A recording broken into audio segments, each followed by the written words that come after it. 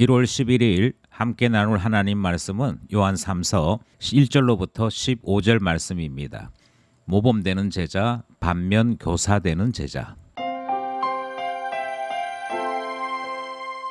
요한 3서는 장이 따로 없기 때문에 1절로부터 15절 말씀이 본문이고, 다르게 말씀드리면 요한 3서 전체가 오늘 본문이라 그렇게 말씀드릴 수 있지요.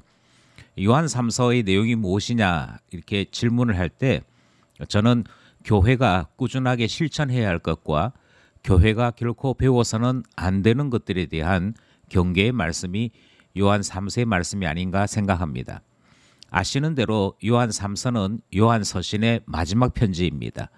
이 서가 경계하고 멀리해야 될 거짓 선생들에 대해 초점을 맞춘 편지였다면, 이 요한 3서는 교회 안에 있는 악한 자에 초점을 맞추어 편지한 것입니다.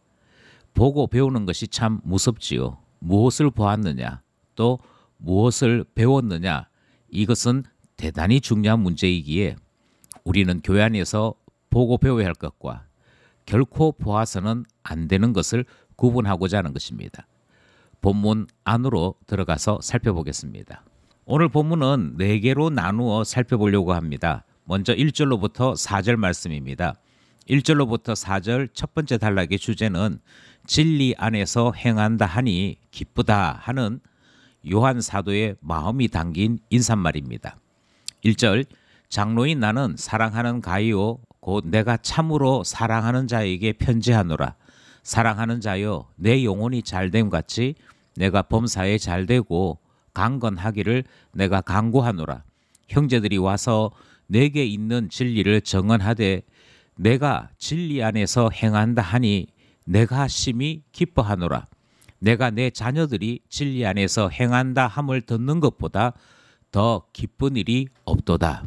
1절에서 장로인 나는 이라고 소개되고 있는 이 장로님은 바로 사도 요한이고요. 사도 요한이 장로로 소개되고 있는 것은 이 당시에 감독, 장로, 설교자 이런 모든 언어들이 통칭적으로 사용되었을 때이기 때문에 그렇습니다. 그러므로 여기에는 어른이다, 또 지도자다 하는 의미를 담은 직분이 장로의 직분이었던 것이지요. 그가 가이오라고 하는 사람에게 편지한 것을 1절에서 확인할 수 있습니다. 그리고 요한은 가이오를 사랑하는 자라고 이름을 따로 붙이지요. 그만큼 아끼고 사랑했던 사람이 가이오였던 것을 확인할 수 있습니다. 2절은 사도 요한의 마음이 듬뿍 담긴 간구요 소원이 담겨져 있습니다. 너의 영혼이 참 아름다운데 너의 영혼이 잘된 것 같이 너가 하는 모든 일에 잘되고 강건하기를 내가 간구한다 하는 이 축복과 소원이 담긴 말씀이 2절 말씀이죠. 왜 이렇게 가이오에 대해서 편애에 가까운 사랑을 가지고 있었느냐, 3절이 설명을 합니다. 그것은 형제들이 와서 가이오에 대해 정언한 것이 있다 하는 것이죠. 여기에 말하는 형제들은 사도 요한과 같이 말씀을 가르치는 일에 충성된 사람들입니다. 그러니까 예수 복음을 전하는 전도자들이 이 3절에 등장하는 형제들인데, 이 당시는 순례자 형태로 복음을 전하고 설교하고 가르쳤을 때입니다. 많은 사람들이 여행길을 떠나고 그리고 그곳에서 공동체를 만나 하나님 말씀을 전하게 될 때 이 가이오와 같은 사람들이 이 순례자인 형제들을 잘 대접했다 하는 것이지요. 그리고 사도 요한은 이와 같은 대접이 진리를 전하는 전도자의 가치만큼이나 귀한 일이다. 그래서 진리를 정언하는 일에 함께 행동했다. 그러므로 내가 기뻐한다 하는 말씀이 3절에 등장을 합니다. 함께 진리를 전하는 일이라고까지 칭찬을 하는 이 요한의 기쁨이 3절에 뿐만 아니라 4절에서도 등장하는데요. 내 자녀들이 진리 안에서 행한다 함을 듣는 것보다 더 기쁜 일이 없다. 이 말은 가장 기쁘다 하는 말인데, 그만큼 가이오를 칭찬하고 가이오가 진리 안에서 행하는 일을 기뻐한다 하는 말씀이 첫 번째 단락의 말씀입니다. 우리는 첫 번째 단락에서 다시 한 번 더 눈여겨 마음을 다해 살펴볼 것이 있습니다. 그것은 가이오가 순례자들을 잘 대접한 것을 사도 요한은 복음을 전하는 자들의 수고와 동등되게 평가했다 하는 점이지요. 그리고 이와 같은 일들이 서로 뭉쳐져서 우리의 복음이 전파되는 아름다운 조합, 아름다운 공동사역이 일어난 것이다. 그렇게 설명하는 이 말씀을 우리는 마음을 다해 들어야 할 것입니다. 내가 하는 일이 함께함으로 아름다운 일, 진리를 드러내는 공동의 일이 된다. 첫 번째 문단 말씀이었습니다. 두 번째 문단은 5절로부터 8절 말씀입니다. 5절로부터 8절 말씀의 주제는 진리와 함께 일하는 자가 되라 하는 권면의 말씀이지요. 5절 사랑하는 자여 내가 무엇이든지 형제 곧 나그네 된 자들에게 행하는 것은 신실한 일이니 그들이 교회 앞에서 너의 사랑을 정언하였느니라. 내가 하나님께 합당하게 그들을 전송하면 좋으리로다. 이는 그들이 주의 이름을 위하여 나가서 이방인에게 아무것도 받지 아니함이라. 그러므로 우리가 이 같은 자들을 영접하는 것이 마땅하니 이는 우리로 진리를 위하여 함께 일하는 자가 되게 하려 함이라. 첫 번째 문단을 잘 이해했다면 두 번째 문단의 권면 내용도 우리가 어렵지 않게 이해할 수 있을 것 같습니다. 먼저 복음 전하는 자들이 처해 있는 현실을 둘째 문단이 자세하게 소개하고 있지요. 이들은 나그네와 같은 전도자의 삶을 살았다라고 기록합니다. 뿐만 아니라 이들이 주로 이방인들에게 복음을 전가하게 되는데 이방인들이 복음 전하는 자를 위하여 헌금을 하거나 그들의 생활을 돌보는 그런 수준은 되지 아니했기에 복음을 전하는 자들마다 그 어떤 대가도 그 어떤 사례도 받을 수 없는 형편이었습니다. 그와 같은 형편이었기에 먼저 복음을 받아들인 사람들이 이 전도자들을 위하여 수고하고 돌보고 후원하는 일은 대단히 중요한 일이었다 하는 것이지요.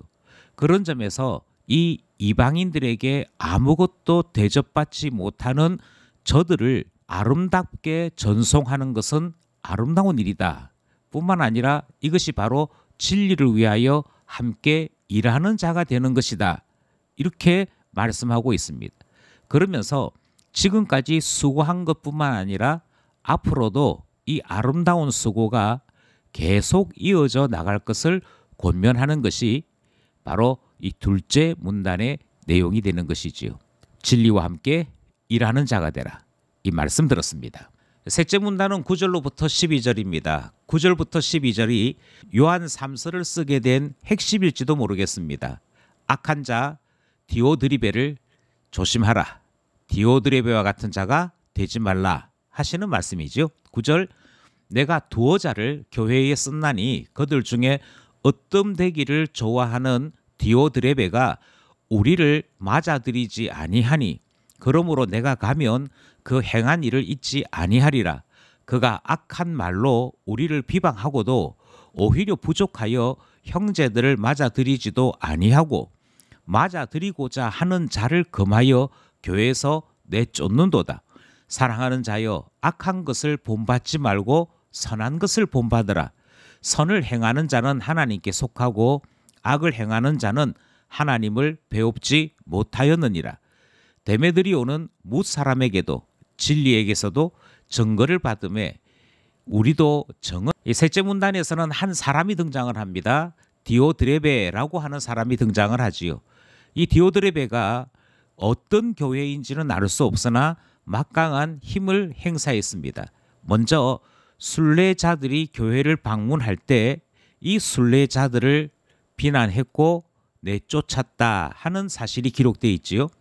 그런데 그것뿐만 아니라 어떤 사람들이 그럼에도 불구하고 이 순례자들을 맞아들이려고 하니 그 맞아들이고자 하는 형제들마저도 비방하고 교회에서 내쫓았더라 하는 것입니다.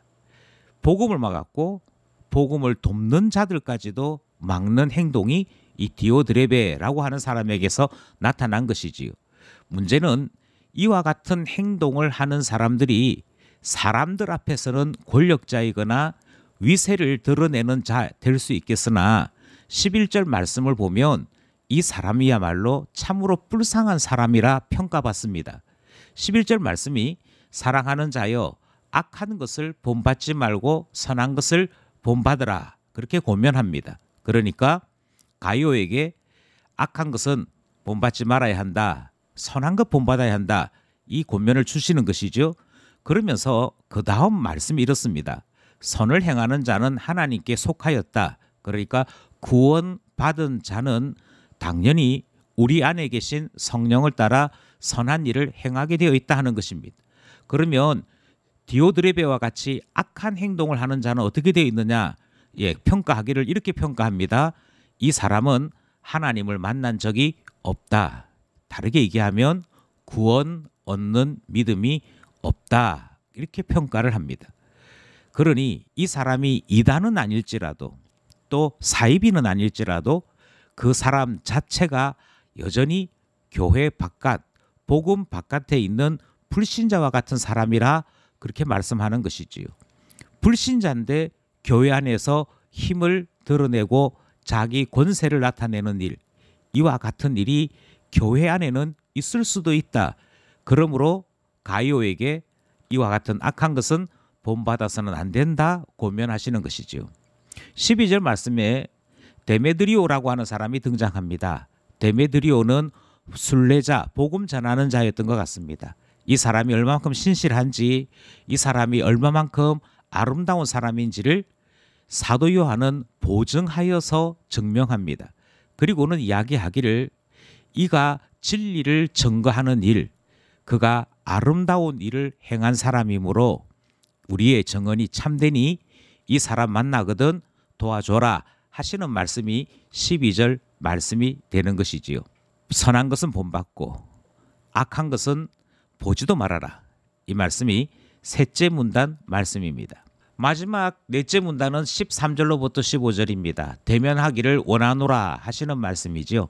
13절 내가 내게 쓸 것이 많으나 먹과 붓으로 쓰기를 원하지 아니하고 속히 보기를 바라노니 또한 우리가 대면하여 말하리라. 평강이 내게 있을지어다 여러 친구가 내게 문안하느니라. 너는 친구들의 이름을 들어 문안하라. 마지막은 인사 말씀입니다. 그리고 이 인사 말에서는 편지가 아닌 대면하여 서로 만나서 인사할 것을, 교제할 것을 원한다 하는 마음의 소원을 전하고 있지요. 아마도 이것은 사도 요한의 마음일 뿐만 아니라 이 코로나 시대를 살고 있는 우리 모두의 마음이 아닐까 생각합니다. 대면하여서 눈과 눈을 보면서 인사하고 축복하고 권면하는 일이 얼마나 중요한 일이고 귀한 일인지를 우리는 요한 3서를 통해서도 오늘 현실을 통해서도 깨닫게 되는 것이지요. 15절에 있는 말씀처럼 우리는 누구를 만나든지 평강의 인사를 나눠야 할 것이고 모든 사람들에게 할 수만 있다면 모든 사람들에게 하나님의 평강이 임하는 이 은혜를 소원해야 할 것입니다. 여기까지 요한 3서의 말씀을 함께 나누었습니다. 오늘도 세 가지 정도 기도 제목 함께 나누고자 합니다. 주님께서 맡기신 진리의 말씀 전하는 일에 모든 성도들이 함께 부름받았습니다. 나도 함께 진리 안에서 수고하는 자인 것을 확신하여 오늘도 부르신 가운데 살아가는 하나님의 사람 되도록 기도하고자 하는 것이지요. 주님은 나를 부르셨고 나를 사용하신다. 이 확신으로 살아가는 은혜 베풀어 달라고 기도하고자 하는 것입니다. 두 번째는 선한 것을 보고 도전받게 하소서 이렇게 기도하고자 합니다. 결코 배워서는 안 되는 것들이 있지요. 그와 같은 악한 것들은 경험하는 일이 없도록 우리 하나님 앞에 기도하고자 하는 것이고 최종적으로 주님 안에서 정결한 심령이 되도록 우리를 지켜달라 기도하고자 하는 것입니다. 마지막으로 사도 요한은 대면하기를 소원하는 인사말로 요한 3서를 마쳤습니다. 사도 요한의 마음이 우리 마음인 것을 주님 앞에서 고백합니다. 기쁜 공동체가 대면하여 예배하며 주님 안에 교제할 수 있도록 주님 이 땅을 치유하여 주소서 기도하게 되는 것이죠. 오늘도 말씀과 기도로 주 안에 살아가는 우리 모두 되기를 원합니다.